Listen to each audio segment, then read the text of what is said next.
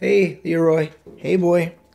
Yep, dogs here. Dogs are not good for PCs because of their fur and the amount of static that they carry. Welcome back, guys. Here I am leak testing my water cooling loop with new tubing and a new pump because my old one gave out.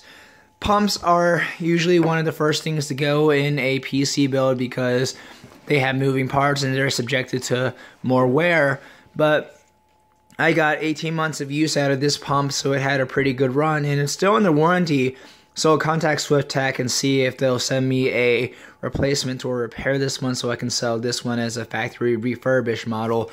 But I just got this pump off of Amazon because 2-day prime shipping is awesome. So I first noticed that I had problems with my build when my CPU would get up to 90 degrees within 2 minutes of booting and my GPUs would get up to 70 degrees within 2 minutes of booting. After determining it wasn't a software problem, I realized the problem was my pump wasn't moving enough water off of the chips and they were heating up because of that. But overall, with reassembling my water cooling loop, I didn't have any major complications. The only minor complication I had was I was too aggressive with cutting this tube. It was a little short, so now there's a lot of strain on the tube when pulling out the reservoir to access the fill port. But otherwise, I went through this build without any leaks.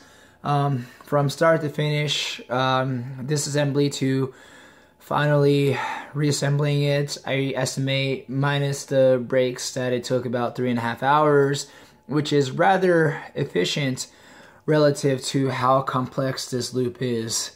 In my most recent build video where I showcased the 980s in my water cooling loop, I got a lot of dislikes on that video. I mean, I don't know whether it's like genuine constructive criticism or it's just people trolling because they don't like how I set up my radiators or my loop. Some people are like, why didn't you run splitters so that the water going into your CPU is from a different flow path than the water going into your GPU?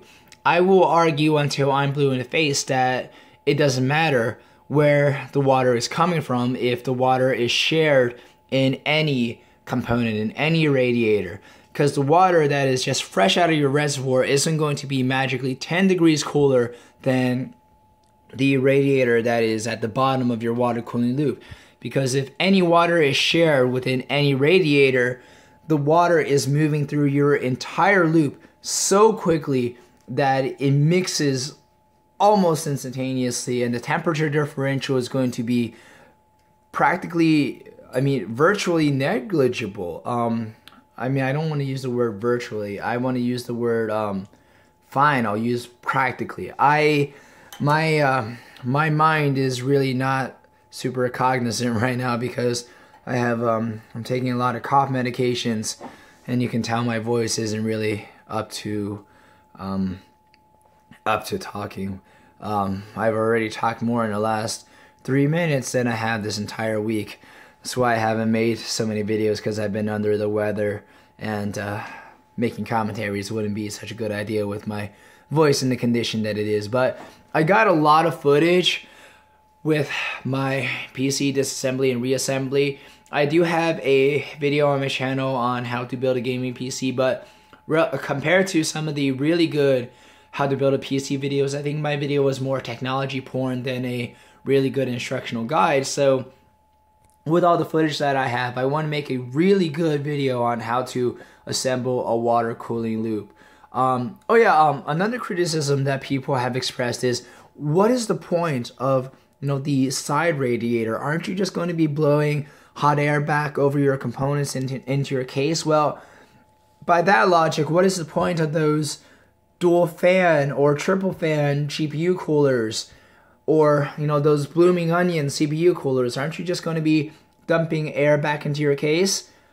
The temperature differential of the air coming off of this radiator is still going to benefit the GPUs, and displacing the heat off of the radiator is going to improve temperatures a lot more than not having the radiator and not dumping the heat. So I think the radiator volume and surface area is going to be a lot more beneficial than concerns about dumping hot air back into the case. I only use distilled water in my water cooling loop, and this is distilled waters that had been sitting in my refrigerator set at 0, but it had been open previously. But I can't think of any reason not to use really old distilled water, even though it had been open. If you can think of some reason why it's not such a good idea to use old open distilled water, please let me know. But I really don't have much more to say about my loop and, you know, where it's at.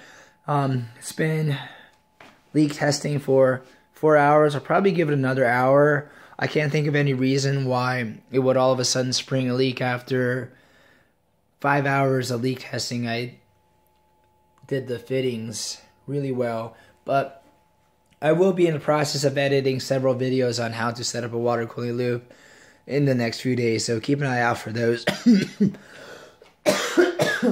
Again, I'm sorry I'm not super coherent at the moment. My voice isn't really up to snuff, but thank you guys for watching.